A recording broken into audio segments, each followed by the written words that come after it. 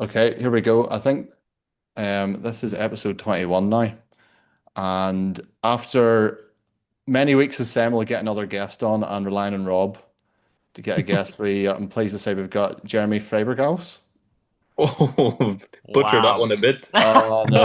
I was gonna You've been put I was practicing gonna that go all straight to day. Rob for the pronunciation, but I thought Ethan, you can back yourself here and you can just no, I'll just No, mess that up. was pretty good.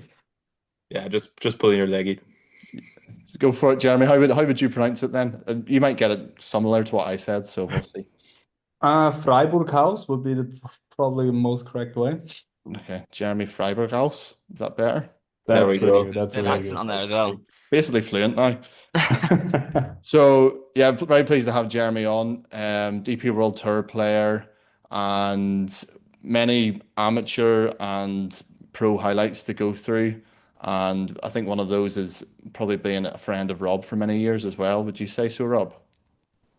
Well, I would say so. I don't know what Jeremy would say. He I said agree. different things at different times throughout the years. No, Rob's a friend. Rob's a friend. I'll Oh, clip that for you, Rob. oh God, this podcast is already a success. So I know we start these podcasts by doing last week's golf, and we're going to trial not doing that or maybe moving it around in the section because I feel like a lot of viewers or listeners, the millions out there, um, they want to tune into what the content's all about and maybe not about the weekend's golf. I might be wrong. You can reach No, out it's to me and tell the me. masses of feedback do show that. Yeah, the masses of feedback. We've got data now. So I was one person I played a match with. He said, surely by Wednesday nobody caring about the weekend's golf. I was like, oh come on, mate. We'll see. So we're gonna jump straight in and talk about, I suppose, Jeremy's highlights initially. So Jeremy, do you want to give like a brief, I suppose, intro of who you are, your key highlights of the day, and then we can work through it, I suppose. Yeah, so basically I turned pro in 2019 was my first year. Played 2 years on Pro Golf Tour and I graduated the second year to Challenge Tour. I had two wins there, two runner-up finishes as well. So finished top three, got up to Challenge Tour. Did the same there, played 2 years Challenge Tour, and on my second year on Challenge Tour, I won once and I had two runner-up finishes and a couple top tens. So I actually was leading the rankings for quite a bit. And then after the final, I finished second, but that earned me promotion to the DP World Tour where I played in 23, I think it was, yeah. And well, I didn't have my best that year, but Hmm. yeah, it was a nice experience and back on a challenge tour now and trying to work my way up again. Great. It's a pretty illustrious career so far. I mean, a lot of heights that me and Campbell I've just come back late from a meeting there at 6 o'clock in the office in town, so I'd love I'm to still be dressed in work stuff. you Yeah. still working stuff. But yeah, I suppose early on in your amateur career, what age did you get into golf, and then when did you realize that you were pretty good? Well, I got into golf quite early because my dad's a golf teacher. So I was hitting golf balls when I was like 3 years old, but then maybe probably got into junior training when I was six. And I mean, I was pretty good quickly. Like I was hitting Jeremy it was far Jeremy was when I pretty was good quickly. yeah. That's fair. There's no I objection remember I here. remember when all the boys used to turn up at these Swiss junior events and be like, "Oh, Jeremy's playing, so we're playing for second." That was pretty much it.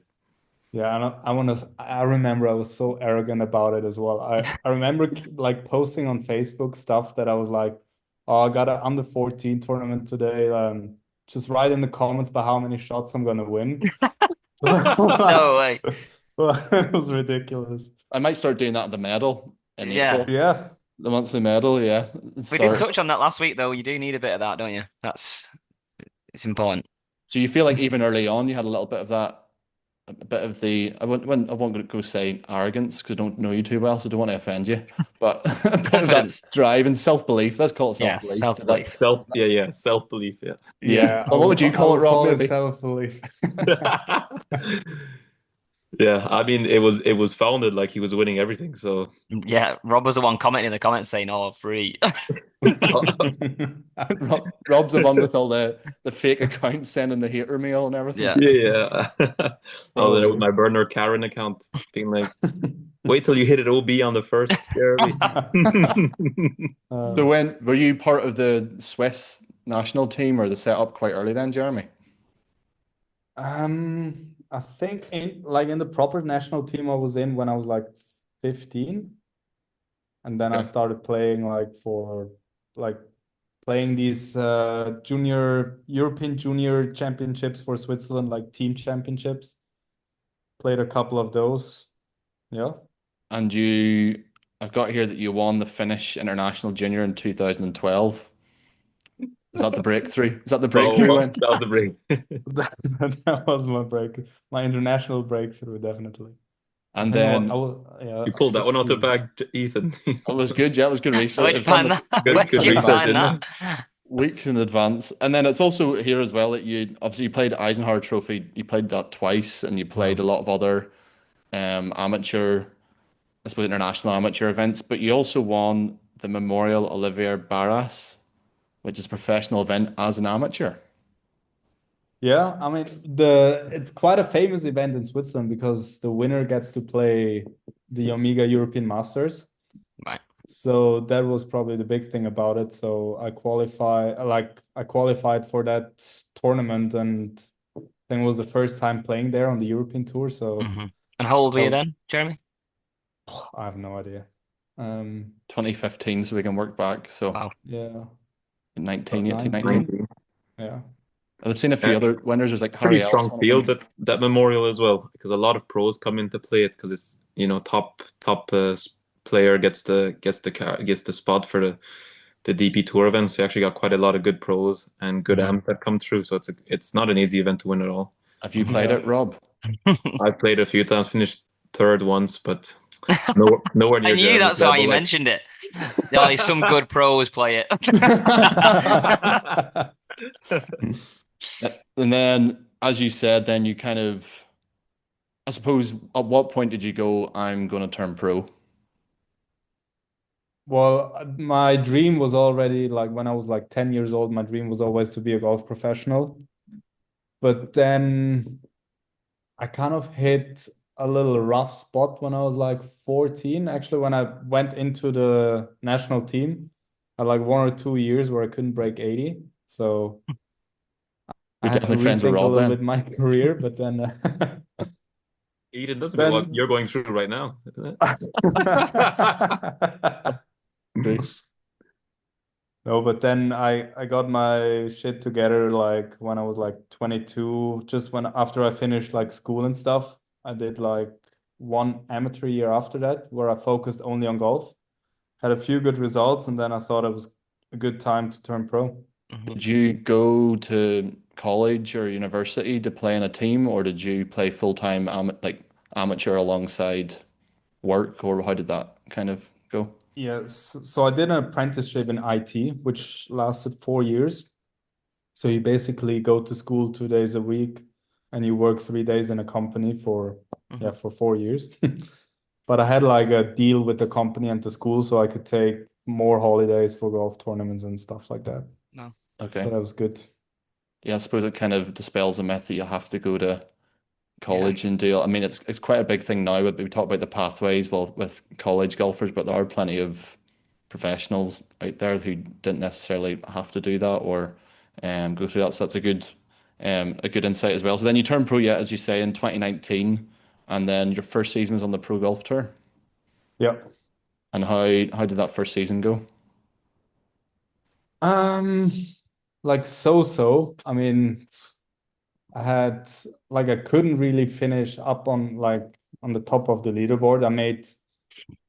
I think I only missed like two cuts, but I finished like 20th or 30th on every event, which Mhm. didn't doesn't give you points at all. And then it? It gets you nowhere in I pro golf, doesn't it? yeah, You no, need to. Yeah, it's all about the wins or the top threes. exactly. And Yeah. money-wise, it's horrible. Is that kind of on I suppose side note to that then those satellite tours people talk about like the consistency of pros, but actually in reality, do you just need to have a few top finishes, and even if you miss a few cuts, it's not the end of the world. Yeah, 100%. I mean, the difference from finishing 10th or 30th is like 300, like I don't know it, but it's like 300 euros, which is nothing. So, and then the more like top five, it gets so tight, and then you end up like the winner gets 5,000, second gets 3,000, Mhm. and then the fifth place is like 1,000, and then it goes drops below it. So, Yeah. It's much more incremental on top tours, isn't it? You don't get yeah, half, half, half. Whereas on yeah, like the satellite tours, it's 5, 2, 1, and then 800 quid. It's rough. exactly. Yeah, So So you, the move you when you I think play well, you yeah, really go ahead. yeah, when you play well, you have to take advantage of the weeks you play well. Yeah. That's kind of the big difference. The guys who kind of get through are when they're playing well, they'll get that top three, which is what you did that year on the Challenge Tour. Yeah, The basically, yeah, the ex- weeks you played well, you really maxed out yeah, and got those, and that's how you move up. yeah, That's why it's so tough. That's why they say it's like really tough to make it, and then it's actually more better being consistent on the DP. Would you say than being, or is it still the same story up top? Well, the thing is, like on Challenge Tour, you need to finish top 20 Yeah, to like get the promotion. That's like the only goal you have. You don't like your goal is not finishing 70th and keep your card. Mhm. yeah, And then on DP, obviously, if you want to go to the States or for like you need to finish top 20 or top 10. yeah, But if you want to make a living, keep your card finishing top 110, then it's more about like steady results and like a couple top tens maybe. Mhm. yeah. But yeah, on Challenge Tour and Pro Golf Tour, it's all about finishing like literally top threes, top fives. And you basically need a one win a season. Yeah, I mean that's what I've found through all the tours. I mean, to finish, it sounds obvious, but you need a win. I mean, even in Challenge Tour, I think a win sometimes doesn't even guarantee necessarily going to get a card because some guy could win 3 or 4 times that year. Yeah. But on that Pro Golf Tour, so you 2019, and then you went in 2020 and had a really successful year. So you won. Did you win 2 events and also finished runner up? Yeah, finished runner up in two events, I think, and I won two. And because it was COVID year, only three guys made it up. Like it's not Oh the wow. usual top five. So I think I won my second to last event to just like crack the top three and make it.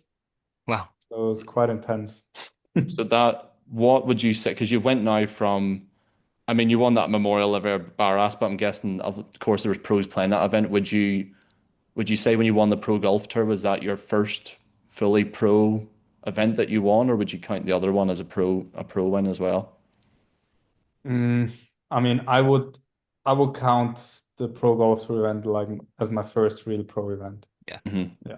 And you yeah. said the 2019, it went a bit so-so. So what changed from having a so-so first year as a full-time professional to then winning a couple times and runner-up twice in one season? Honestly, I think it's all about getting comfortable on the tour. Like as being a professional, I think the first year was more about, okay, let's see what this pro golf is all about. A big What I transition, need. isn't it? Going from like all these top amateur events, being a top amateur in the world. I don't know what was your best amateur ranking, but you were playing all the Yeah. top amateur events in the world. You were a top amateur, and then suddenly you're thrown into the deep end on Pro Golf Tour, where it's not the glamorous life at all. Yeah.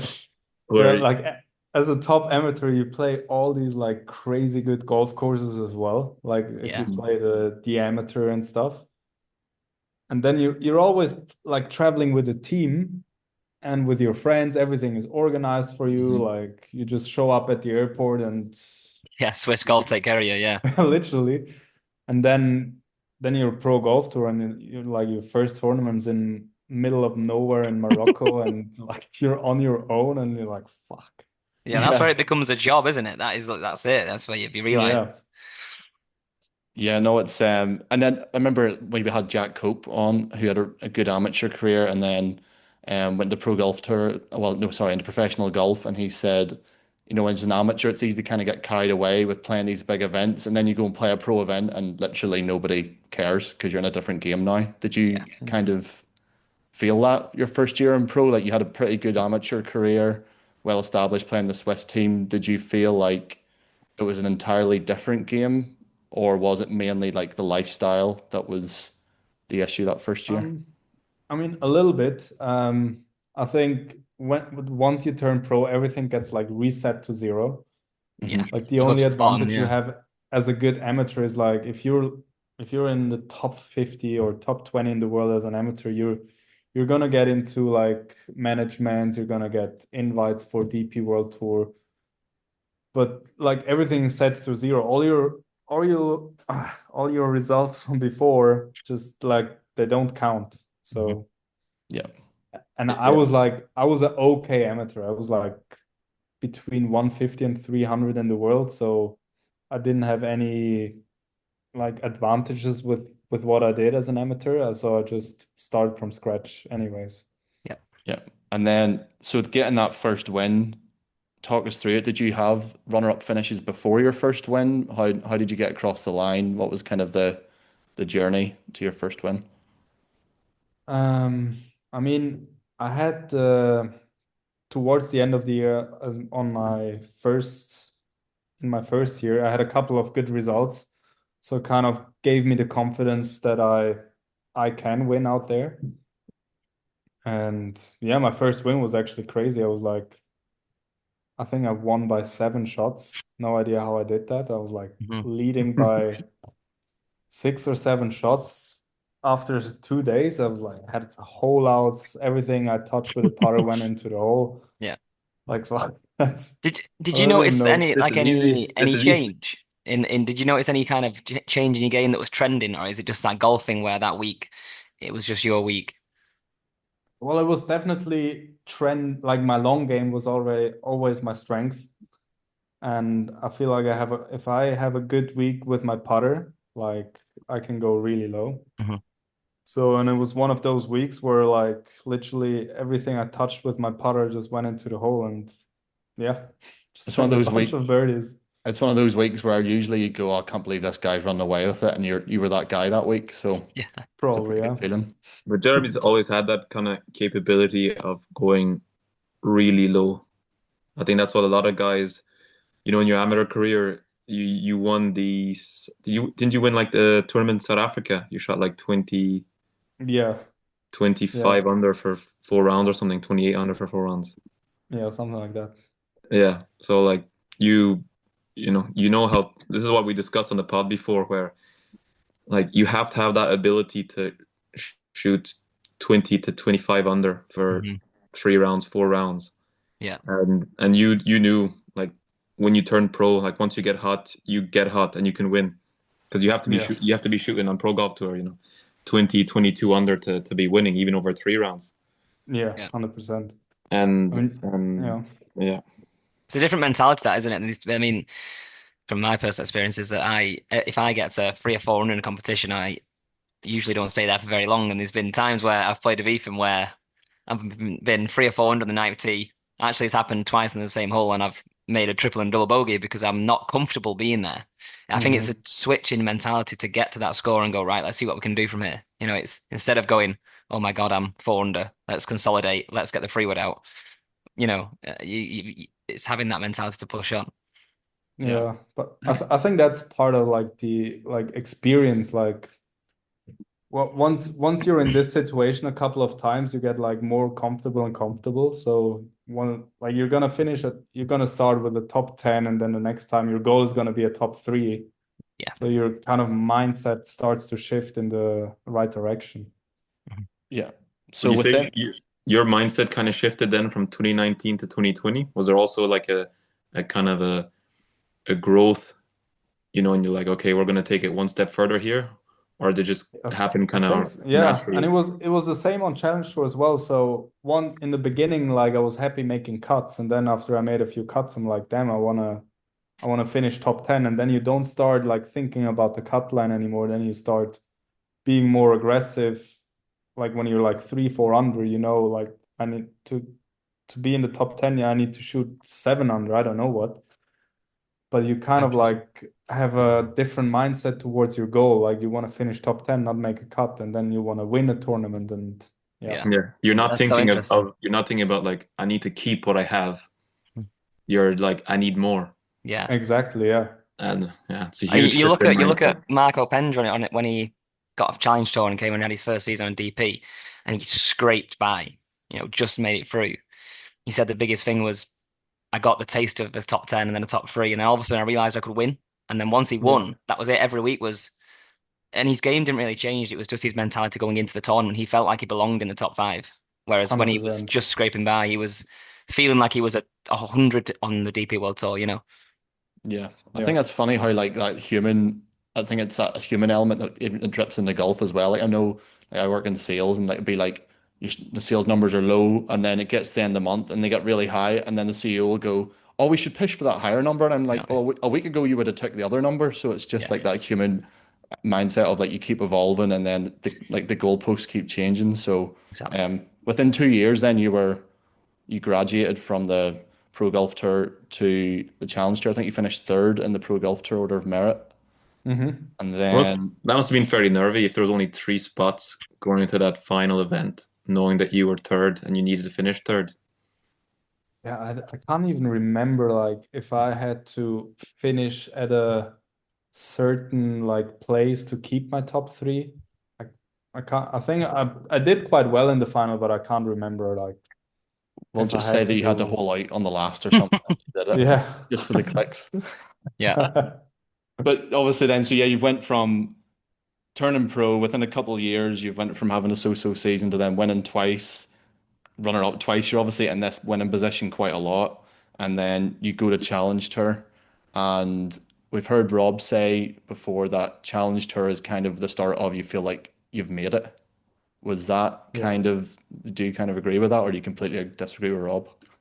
No, definitely. At that point, I was like, "Oh my God!" I'm like, I couldn't believe it. I'm on Challenge Tour. It was like, it's literally the same feeling when you graduate from Challenge Tour to DP. Like, Hmm. because you like all the good players you know they've been on Challenge Tour, and so yeah, it was quite of a big deal. And I think it was the same story then. Like I made I made a bunch of cuts, but I never really could like break into the top tens. And then by the end of the year, like I think the two last events, I knew I had to like have one good event to like actually keep my card. Yeah. So I finished third in my second to last event, and Nice. that sealed the deal for me, yeah. And So that that's kept, also the sorry? that was 2021 then that you kept That your was card. 2021, yeah. And And this kind of gave me the the mentality again, okay, I know I can win here. Yeah. Like I I can finished top compete here. Yeah. three. I know I can win. And then that's what I did the next season, yeah. I yeah, think so that's the big thing that like that kind of feeling of being, you get that third place and now your mindset shifts again. Yeah. You're like, okay, I'm not working so hard Thursday, Friday to just make the cut because you know that like the finishing 50th doesn't really get you anywhere anyways, really. So you're just you're pushing and your mindset and your head's in to getting yourself in the position to win. You're not really thinking the cut line anymore. So then that moves you another step up in the game. Mm. Yeah, so I feel like when I'm playing now at the minute, because I'm starting again, you feel like your focus is so much is well, mine is too much on the cut line, and then so yeah, I'm still waiting to do Yeah. that to get that moment like you to be like, okay, play to a standard where you can like, okay, we're not thinking about the cut anymore, and then you Yeah. can push on. yeah. And so in that 2022 season then, as you said, it's quite a similar story from your first season of Pro Golf Tour than second season Pro Golf Tour. It was almost, I mean, the exact same on the Challenge Tour. You kept your card, had a so-so season probably, and then um, you had two runner-ups. You had a runner-up at the Dormy Open and the Scottish Challenge. Um, did these come before your win, or did you win in between these or before? No, I actually won the last regular event. Wow. So just before the final, that's the one I won, yeah. Well, So you got close twice then earlier on in the year to a win, and then you won later in the year. Is that what you're saying? Yeah. So what did And what were the circumstances of the runner-up finishes? Were you like the overnight leader and then didn't quite get the job done? Were you chasing? What was kind of your mentality? Where you didn't quite get across the line in those? So the one in Scotland, I don't know if I was definitely in the leader group, but I think I was leading actually by one or something like that. And then I had a so-so final round. I shot like level par, got into a playoff, and I literally missed a three-footer in the playoff to extend. Oh yeah. No. But I made a seven-footer for birdie to get into the playoff, so that was at least that was clutch. Yeah. And But then and the second runner-up was the Dormy Open, where I think I shot like 7 or 8 under in the final round and I finished second. yeah, Right. Okay. it's one of those. And Yeah. so and then One of those, even like, I say like, you I know, say one of one of those, those, yeah, but I say one of those, and the reason I said one of those is because Rob said like before how you shot like 6 or 7 under in the final round, and then I mean the leader was basically untouchable. So sometimes it's just funny golf's like that, isn't it? You can shit. I say we can shit. You can shit like 7 under on a They, Saturday, and then you just struggling to like shit round par on a Sunday. But if you don't have no pressure on you, I mean, we see Rory do it all the time where he's out of yeah. Yeah. contention and then he just shoots a number in the last day, and you're like, Right. it's almost Scheffler's been doing Crazy. it for the last 4 weeks. He it's keeps, almost Yeah. he's been frustrating. last and then coming back. He's taking all that he's lowering your kind of your expectations. You think, well, let's just go out there and see what we can do. Yeah, It's and a that's funny game also for these guys are just playing for the win. And when they're like on 30th place, they don't think about, okay, if I finish top 20, I might get some points to Yeah. like keep my card or whatever. They just don't care anymore. And they can play so freely and just every time it happens, they shoot like 7, 8 under, finish top five. Yeah. yeah, because they're starting actually to fire at pins because they yeah. And I think was it Dan Brown said when he played with Scotty Scheffler in the British Open, they were like second final group, but they were like 4 or 5 back, and he couldn't believe how Scheffler every putt he was hitting it like from 20 feet or even 40 feet. He was hitting it like 5 feet past the hole. Like he was hitting them so hard just to be aggressive, Yeah. but he was like sixth. And he Yeah. just Yeah. all day he was having like 4 or 5 footers back, but he didn't care because it was all about The playing winning. super aggressive. Yeah, Yeah. I guess for him, he'd rather if he's not finishing first, then he doesn't care where he finishes. It Yeah. wouldn't bother him first or 45th. And that's if you've got to stay aggressive for that. Yeah, Yeah. but that's like a mindset shift again, like all these mindset shifts, like not a barrier, not a barrier up. But you say like you finishing second in Scotland then helped you then free you up on Saturdays and Sundays to be like, okay, you're now playing more aggressive on weekends to really try and shoot, not trying to keep your place and shoot these 2, 3 unders that'll make you finish 20th, but you're now going, okay, we're going aggressive.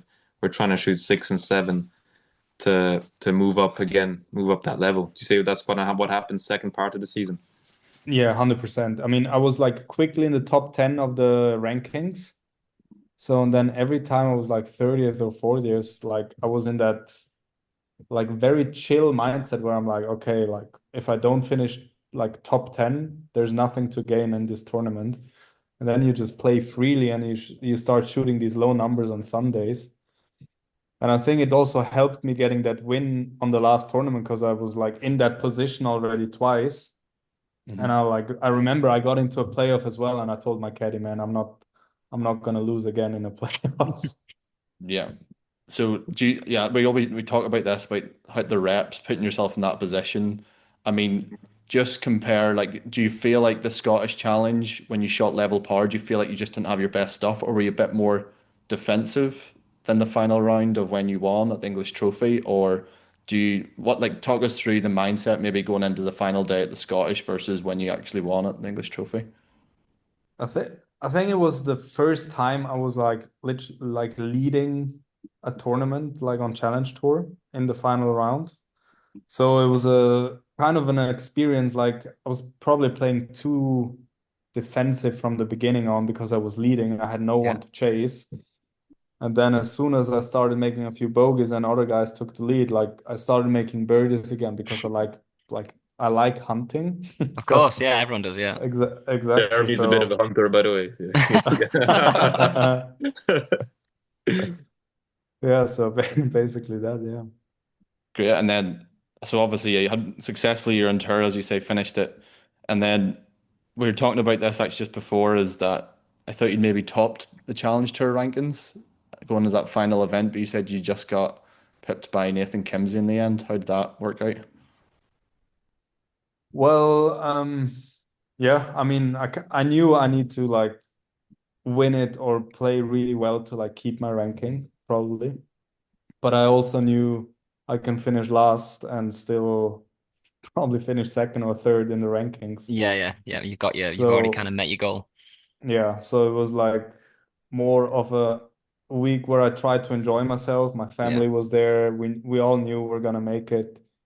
And yeah, probably also a fun. It was also like being there, like you get all these videos and like all the media is all around you, like, hey, like asking you what you're doing this week, what your goals are. Mhm. So that was a bit different than other events because you were like I was leading the rankings. Hmm. Mhm. But yeah, I just tried to enjoy the week. I didn't really Good. Is it care much is, about. is it quite funny because there's about 40 guys or like 35 guys there that are probably really, really stressing and nervous. And Yeah. like it's the most high pressure week of the year. And then there's Yeah. 5 guys or 10 Yeah. guys who know they've got their card and they're just there with their families having Yeah. Doing stinger competitions on camera and stuff. exactly Yeah. playing cricket on the Yeah. on the ring. And then there was a guy with the trackpad like grinding, trying to get his path to like really perfect, get his swing in a Yeah. perfect place because he needs it. Yeah, it's a funny week. It must be crazy. Like, but would you say the media is that a bit of a distraction? Because you hadn't had that before, that much media to do in a tournament week. I mean, it's definitely not helping you on focusing on the event because you need to do interview there, then they're gonna do a video shoot at some random place in Mallorca. So it was all fun, like, but it was hard to then concentrate on playing like really well, like being in your like bubble and stuff. But I like as I said, I didn't really care that week, so I was just Yeah, I Yeah, think just you're saying trying yes to probably every interview. yeah. yeah, say yes to every interview. Well, Everything. actually, at the time you were the first. So then you got onto the DP World Tour through the Order of Mhm. Merit, and you were the first Swiss player in 20 years to reach a European Tour.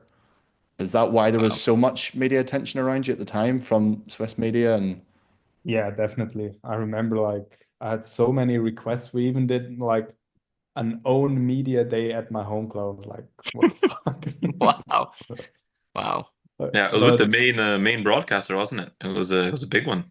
yeah, Yeah, no, but I mean, if I think back, like I didn't really like all the fuzz around it because like I mean, you haven't achieved anything yet. You made it on tour, but you haven't done anything on tour yet, and you have like all the fuzz about you on TV, like oh my God, first Swiss guy since like 17 years, but So you would say that you enjoyed getting from Pro Golf Tour to Challenge more than you enjoyed getting from Challenge to DP? no, I enjoyed it a lot, but I think like the media was like just it was too much like because yeah. Switzerland wasn't used to it. If some random American guy makes it on DP World Tour, like there's nothing you're gonna hear in the media. There's like Mm, true. well done and now go win. Yeah. The thing was crazy was you hadn't even hit one golf shot yet, and it was already treated as like this mega success before you. Yeah, So yeah, can't even imagine the pressure you were on going to your first event, um, with like everyone already calling you a success before you hit a shot. exactly. Yeah. So you're only like it's only nearly down from there. Don't know how to explain it. Like Hmm. you were put on such a. I felt Yeah. the same when we were doing the interviews with Swiss Golf and stuff, and with the kids and everything. And I felt like they put you on such a high pedestal. It was crazy. It was Even like, if you won, you wouldn't get any higher than that. yeah, Jeremy Yeah. can't do any better. He's learned everything. He knows everything about the game. Yeah, literally. Yeah. Yeah. Yeah, and yeah, it felt like you could. It was only the media could only bring you down from there, or everyone around you. You know, if you Yeah. you had an average week, it was like, oh, what's Jeremy doing? Yeah, literally, yeah. Yeah, like how he was winning every week on Challenge Tour, so why isn't he, suddenly in the top 5 every week on the DP? And yeah, well, I could feel it, so I couldn't even imagine what you were going through. Yeah, definitely. I mean, like looking at the media, you would think I just won the Masters. I don't know. So obviously you're feeling of like you went from Pro Golf Tour to Challenge Tour, and you've got a feeling of I've made it, and now you went from Challenge Tour and deep to DP World Tour. You've got all this external noise that was obviously a distraction. But what was your, if you take the media out of it, what was your internal feeling? Was it like, oh, I've really made it, or was it something else, or was it, oh shit, I'm now in the DP World Tour. This is another step up. Yeah, I mean, definitely like the first thought was like, oh shit, I'm on DP World Tour now. But it was always my dream to be there. And I think with a little less fuzz with the media, I could have enjoyed it a little bit more. But no, but it was awesome. Like Was the there whole any experience. positive from the media? Like, did it in a weird way? Obviously, you were going to be incentivized to practice, but did it give you any motivation, or was it just mainly a distraction? No, it definitely gives you motivation. Like it's also nice to be there and to see like what you've achieved. So it's definitely a nice thing as well. And in terms of like, and we talked to Rob about this, like, and Jordan when he's on about this support system, like going from Challenge Tour to DP World Tour. Did you go through any coach changes? How did your routine change? Like, you're going from Challenge, you're still playing full-time golf, but at a different level. So did anything fundamentally change in your team or anything like that? I mean, I like during the season I started working with like with a short game coach and with a putting coach. But like swing wise, I was trying to stay the same. I think the only big mistake I did was like I tried to change from a draw to a fade. Right. So that was probably my biggest mistake I did in that transition. And what was the reason for that? The thing is, like I didn't know like what's expecting me on DP World Tour, like, and all the coach, like some coaches from Swiss Golf National Team, they were like telling me, like you need to hit it higher. You need to have that fade. Your ball needs to spin more. Like when coming into the greens, needs to land softer because the greens are so firm and the pins are so tucked. And then just started trying to like get some more height in my clubs and like moving towards a fade. And I think that's what killed my game a little bit, Wow. especially my long game. Did that, and what issues did you have? Did you get like a bit of a two-way miss going? What would you see on the golf course on the Challenge Tour the year before versus the DP World Tour that year? Well, on Challenger was basically I was already trying to hit it a little bit more fade, but I was like playing 95% of the time I was playing draws. Mhm. Mhm. And my like it was so easy back then. Like I just had my one shot shape, my two shot shapes with a driver. Like I had my fairway finder and my bomb and everything worked. I didn't even practice that much in that year. I just did like the basic stuff. I did it so well. I just tried to like keep it that way all season because I knew it was good. And yeah, So do you feel like you were forced into looking for more when you got onto the DP? You kind of think, well, this is a step up. My game needs to step up to match. Was that what you're looking for? 100%. I thought I need to like yeah, I need to step up my game as well to like compete there. But I think that was biggest mistake I did on DP because I think I should have just my first year at least just play with what I've got and see where it's gonna get me. Yeah, I mean, And looking through the history, like because when you went to pro golf, you had your first year kind of learning, doing what you're doing, then you mhm, upgrade your game a bit, qualify. Same on challenge, get to challenge, you kind of found your feet, do the stuff you're doing, and then you're like, okay, I need to move up in this, and then and then you had your great year on challenge, and then yeah, it would have been yeah, that pattern would probably Yeah. work for you on the DP as well. Because I mean, 100%. everyone talks about how firm the greens are on DP, but I It's can't imagine they're not as firm as what people say. no. No, Like It's I not feel like good. half the time you're watching TV, they're all pretty soft. Yeah. It's Hmm. maybe the hardest events, maybe here or there, Yeah, so are you're you might changing get your game for 5% of the time And kind of thing. I and mean, I Rob, you've touched on this. I mean, you said that you struggled first year on Challenge because you kind of thought Challenge was a stop, a one-stop shop. You basically just a hop to the DP World Tour, and you kind of rushed that stage, and now you've kind of got a plan in place. And you kind of did you see I'm on tour? I need to do this. I need to do that. I need to win this year. Whereas instead of going, look, let's consolidate, let's see what it's about, and then go for it. On a longer term plan. who's So that question there was for? a Yeah, question in there somewhere. Go on, yeah. it's to Rob, no? Kev's, is there someone in the room with you, Kev? Sorry, I'm just spitting, mate. Kev's just talking to himself on the it's, podcast. it's like that's when I'm watching Suits, and then the opposing counsel goes, "Is there a question here?" That's basically what That's I was literally thinking. just happened. I've just spoke myself. But I Rob, was that was kind of for you, but anyway. No, yeah, I felt the same. Like, got the challenge. Like, the whole way through my career, I was just like, okay, you keep doing your own stuff, and then you add a few things here and there, and you keep doing, and you add a few. You don't really change your blueprint. And then I Hmm. feel like I went to challenge, and then I felt like I needed to change my blueprint as a golfer, like the basics. And then it can work in practice, which it did sometimes, but then under pressure of tournament with the card in your hand, when your blueprint's different, then it all kind of collapses. Especially if you hit one miss that you don't normally have, Mhm. then that throws you off completely, especially off the tee, and then it gets really tough yeah. Mm. under that kind of pressure. Yeah. You actually remind me, Kemp, of like a myth that I don't know if it's a myth, it might not be, but to Jeremy, I mean, it's common for people to say the Challenge Tour is set up for scoring, and the DP World Tour is set up um, for harder conditions. Is that true? Would you say? Um, I mean, they tuck the flags quite in the corners, like on Challenge Tour as well. I think they just have like the tour has less influence on the course conditions on Challenge Tour.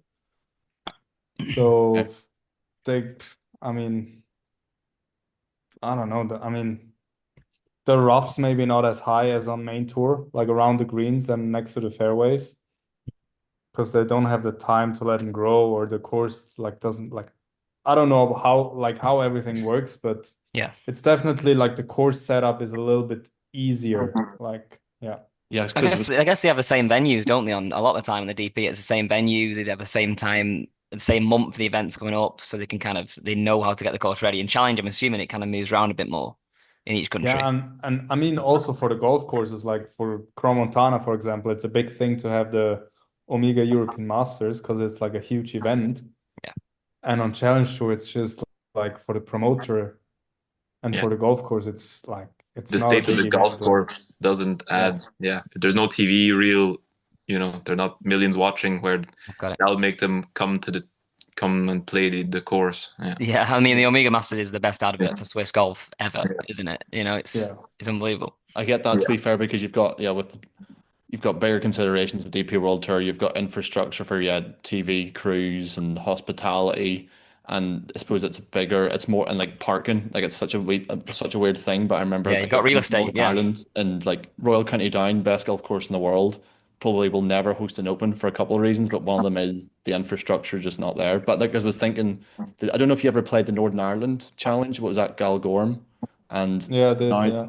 you did, yeah. Like so, I was there when Ryan Fox won, and then they moved it to a European Tour event during COVID. So I was like, that's an Hmm. example of a course where it was both. But I suppose the Yeah, main of my usually the main tour will actually use the challenge tour to see if a course got it. is actually good enough to host the main tour event. So sometimes they'll give it to challenge to host once or twice, and then if it's a really good venue, then that they'll move up to DP. yeah. Got Yeah. it. That's how they do it. I suppose my wider question was then, did you, if the courses are slightly different, you felt like you had to change your blueprint because of the field? Clearly, the players are better. Is that why you changed? It wasn't because you're going to necessarily harder golf courses, but because you felt that you had to change fundamentally because of the standard of player you're playing against? That's for me. Yeah. Yeah. Yeah, I think so. Also, like from everything what I've heard is like, okay, firm greens, you need to hit it higher. And also like most pros are playing fade, so because you're gonna hit it straighter like playing a fade. But I But don't know, it was so against my blueprint as well. Yeah. yeah, but for you, it And came against it didn't come from players or your experience. It came from poor advice yeah, from coaches who thought they knew more. yeah, Yeah, Yeah. And then so that's talk why like that's how important your team is. yeah. Who I you, mean, obviously, like if you're playing like really hard conditions, it's gonna be tough with a low draw, but that's like 3, 4 events a year. Like, and all the other ones you can be so competitive. Yeah.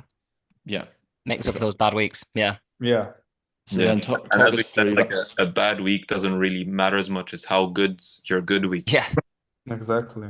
Yeah, Yeah, exactly. So you get, I know I mean, there's top, like, I know there's top 20, and top 30 in the world. There's some players you'll openly say in the media that they just never really play well here, and people just Yeah, accept that. So, Yeah. yeah, I mean, as you say, Jeremy, there might be 3 or 4 events you're like, I might have to change my approach this week because the golf course isn't set up for me, but that doesn't mean that I can't hit draws on tour. yeah, Yeah. 100%. And then, so talk us through that DP World Tour year then, Big Well, in question. terms of results, in terms of, there's not much to say. No. Um, well, it's hard to say. I mean, very first event ever in South Africa, I actually played quite solid. I think I was like in the top fives for a bit and then lost it a bit in the final round because I got a bit nervous, finished like 30th, then started having some back pain just before like the very big events. And then just everything like kind of I lost my long game, especially my driving and my irons, which is like literally my strength. Like my short game and putting was never my strength, but so I basically had no strength anymore, and I spent the whole season like trying to find my way back to what I had before, and I just couldn't find it. And I just didn't give myself the time to do it because in my mind, I was like running out of events. I need to play. I need to play. I just needed to take like 5, 6 weeks off and just Yeah. trying to figure it out. vicious That, yeah. cycle, isn't it? Where you're like, I need to get my game, but I need to get points, you know, Yeah. and you're fighting that need to play events, but you know your game's not really there, so you're kind of hoping it might magically come, Yeah. get there on a week, Yeah. and then you just end up grinding so hard, yeah, you can't really get your game in shape on a Tuesday, Wednesday. Yeah. You kind of crave in 2 weeks off so you can go home and reset kind of thing. yeah. Mm. And then you lost your card that year, and then obviously you're back down to Challenge Tour now. And I know, Campo, you've got a question you're dying to ask on this topic Do I? about DP World Tour. Hang on, let me check my notes. Okay, I'll ask it for you. The Good prep question there, was, guys. Well done. Yeah, well done. Good setup. is it the question that he reminded me about 3 times, by the way, to put this in. But he said, Oh yeah, I've highlighted it. is it You can ask it. harder to earn your DP World Tour card or to keep it? Um, I would say by now it's harder to earn it because you need so many good results. And now it's also like I think from this year on, it's top 15 only and not top 20 anymore. So, Wow. and the players, they're like every year it's getting better and better. Like there's so many good players around right now. So you just need to play so well to get up there. And in terms of going from 20 to 15, are they allocating those spots to other tours, like other feeder tours, or how's that? Do you know how that's working?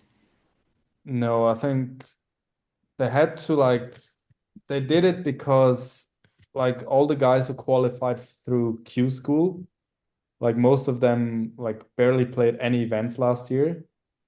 So they had to change the system a bit so like that the Q school guys are actually able to play like a full season and not Yeah, because just like then you've 10, got no 12 chance to keep events. your card. Yeah, is that because of the Exactly. classification they get and they can't then enter Yeah. Yeah. Wow. Okay. So yeah. So obviously the class that they give you when you graduate from Challenge is better than going through Q school. Yeah, definitely. Yeah, it is Yeah. better. Yeah. Yeah. Okay. Interesting. Okay, yeah. And in terms of now, what is so you're on the challenge tour? How's things been the past couple of years then in terms of results? Yeah, not great either. I mean, I'm still been trying to find my game, honestly. It's been a tough few years, but I feel like, I mean, I've had a few weeks where I can like kind of see that I'm going in the right direction, but I'm like sometimes I feel like I'm forcing myself into it because I'm like, oh, I don't belong here. I need to be on DP World Tour, and like I stress about it way too much instead of just like accepting that I need to do the whole process again and do it properly as well. Yeah. Yeah. But you see it so many times, like guys that are really good players, they fall down off the DP, and it takes them a few years to just exactly get that blueprint, get the mind in the place again, and then once they hit that lift off button, it's like a rocket ship straight back up to the DP and then doing well. Yeah. Yeah. It's You such see an that like unforgiving sport. Manacero would be one, just thinking Yeah. about. Wow. And I can tell you, like playing with Jerry, the amount of practice rounds we've played that he's taken money off me. Once Saying he that, I once took money off you 2 weeks ago. once he, yeah, that's well, I don't know if that says more about me than Then your anyone partner. else here. Yeah, all I know is I'm losing money here. I think I should stop gambling. I think that's the Yeah. moral of the story. But like Jerry can like your basic, your blueprint golf, simple stuff is like this little flat draw, just never looks like it's gonna miss. The easiest 66s you'll see around. Yeah, 100%. Yeah. Once that hits, it's gonna be hard stopping you this year. Hope so. Yeah. Definitely. Ida's listening like, oh God, I need a flat draw. Even hits a flat draw. That's what I hit he's a flat got. draw, I'm buzzing. I'm actually hitting a draw not on purpose in my driver at the minute as well. I might just stick to that. Yeah. Yeah, So and 66s as well, is it? 66, yeah, I've had that for 16 holes a few times. But yeah, in terms of like, so yeah, the plan is now, so the plan is to stick to your original blueprint from a few years ago and try and get your strengths back to your strengths, or um, yeah, what is the immediate plan for this year to get results? Yeah, definitely. So what I've noticed is like my swing got a little bit, I would say, fucked up as well by trying to change it from a draw to a fade. So I mainly like my goal this winter was to like get my swing back to a draw, which included a few swing like not I wouldn't say changes because I used to do it as before, but like try and like work on my swing to get it back to what it was. Mhm. Think you've been And working with a doctor to do that? yeah, I mean Yeah. definitely like my back has an influence on it as well. So I need to Clever. try and take some stress off my back. Hmm. So but everything I'm doing is like going towards a draw. So and a draw is just my natural golf shot. You say even Nice. going to your fade kind of messed up your whole Your body back, nearly your as fade well. messed your That's back where up. that's when your back started Yeah, 100%. Because working then up. I started just like lifting my arms, not turning my lower body anymore, and I just tried to like play fades with my arms, Mhm. Right. and I had no rotation anymore, and then just my back just got hammered by it. So, Wow. and now I'm just trying to get like more rotation in my swing again. A Wow. wild game, like when we say you need to figure out your stock shot, like or you end up in the hospital. Yeah. Yeah. Yeah. That's pretty important. Fades put you in Yeah. hospital. That's a lesson. It is. It's Yeah. so. I mean, I can't imagine how frustrating it is. Like, obviously, you've been told or you've been encouraged to hit fades. So then you're hitting hundreds of balls, working, hitting fades, and now you're like, I want to hit draws again. So now you're Yeah. having to hit hundreds Mhm. of balls to try and reverse what you didn't want to reverse in the first place. Like, it's such an unforgiving sport. But yeah, I mean, there's plenty of examples out there. You said like Matteo Manacero. I mean, Eddie Pepperell played the Masters, and 2 years later, I'm pretty sure he was back down and challenged her. Yeah. Yeah. Mhm. Yeah. We Um, finished, and he finished top five this week. So it's yeah, Yeah, and actually, true. I suppose that's what they say. There's no guarantee. I mean, James Morrison as well challenged her last year, and now he's back in DP World Tour. So, Yeah. yeah, I guess well, it's that endless search to get better. You know, as a pro, it's your job. You want to get better and better. But as Rob, you've touched on so many times, it's you need to make sure that whilst in the search for strengths, that your strengths don't, your old strengths don't get worse. You know. Yeah, exactly. yeah. Mm. So also, Jeremy, you've been working on an app. Yeah. Tell us a bit about So it's almost the same name as this podcast. It's called Strokes Gained Training. And I actually started doing it when I turned pro, like in 2020 during COVID a bit. So me and my buddies, when we were playing practice rounds, we would always drop a ball at some distance, like some random distance. We would use like a random number generator, that. Hmm. which generates a number, and then we would hit it from that distance. And I basically turned it into an app where like the app gives you like some random, like as many as you want, like some random distances. And then you can record like your proximity. You hit it to 13 feet, whatever, and it gives you the strokes gained for that shot. And then you can do tests. You can do it for putting. You can do it for approach, even tee shots. And it's mainly built for practice, yeah, to give your Yeah. practice a bit of a kick, or yeah. It's a good way to understand strokes gained as well, because a lot of people don't really get it, or they don't really understand what the averages are, what you're how close you're supposed to hit it from 100 yards, 150 yards. So it's a good way of at the range, or whatever you're doing, of actually measuring yourself against what the average is out there. Yeah. So Yeah, to yeah, know definitely. it, yeah. We've talked about it, yeah, like about managing expectations and um yeah, as Rob said, you might hit to a certain like an average handicapper might hit a wedge to like 22 feet and then they get annoyed and then you realize that Mm. actually PGA Tour average might be around that from like 140 yards, so don't be too annoyed in yourself. Yeah. Exactly, yeah. So yeah, stats definitely backs up Jeremy our previous pods about how stats are so important no matter what level you're at. Yeah, definitely. I mean, especially with the strokes gain stats, it tells you exactly at what distances you're good, at what distances you're not very good. Like for example, in my putting, like mid range, I'm pretty good, like or long range. Then when it comes to short putts, I'm just terrible. And then like if you just count your putts, Yeah. yeah, I had It's a 31 waste of putts stuff. today. Yeah, it doesn't tell you anything about your game. So Yeah. this app, strokes gain trading, is great if you want to start measuring your practice and not just aimlessly going and not really knowing what you're doing. It lets you like measure and really see where you're struggling or what you're good at. Yeah. Yeah.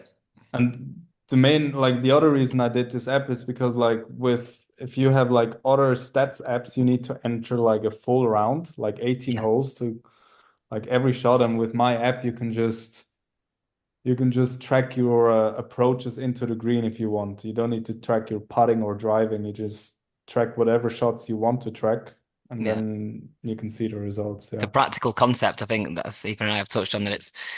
We've always struggled with the idea of having to sit down and do stats at the end of the round, whereas like you say, you can kind of highlight where you need to work on and just it's a practical way of doing that. Yeah. Yeah, and your practice or 3, 4 holes you play in an evening after your practice, and like it's such an easy way for amateurs to get feedback. And yeah, I mean, talk about how stats are important at any level. Like I think when you're a pro, it's important because you're looking at for those marginal gains. But if you're an amateur, it's like you don't have much time. So what do I need to focus on? Yeah. So it's always really valuable. So yeah, we'll definitely, I'll link it in all our socials, Jeremy. Don't worry about that. Thanks. Putting that IT apprenticeship to good use. See? Yeah, exactly. Is it on Apple and Android? It's only on Apple for now. On Apple for now. We'll be Yeah. generating demand. You need to get an Android soon. We'll see. Yeah, boys, really have final questions for Jeremy. None from me. Thank you very Covered it much. all. Great. No, Thank you Jeremy, guys. It was fun. I was glad that you enjoyed it. Might have to get you on another time because that was really good. And yeah, thanks so much for giving your time up to speak to us and talking us through your journey. And yeah, we can't wish you more than all the success for the future, and hopefully those draws come back and you start getting that blueprint back and shooting these 6 or 7 unders for fun, as Rob was saying. Yeah, exactly. Rob's gonna do the same thing, but with fades. So Yeah. Yeah, Definitely. perfect. Thanks very much. Let's go on to we're going posting on YouTube, Spotify, Apple Podcasts. Everybody can follow us in there. And not sure what we're doing next week. That's kind of a trend at the moment. I say at the moment, ever since we started the first podcast, we've not been doing the next week. Um, but yeah, thanks to everybody for listening and supporting us, and we'll see you in the next one. Cheers, guys. Cheers, guys. cheers.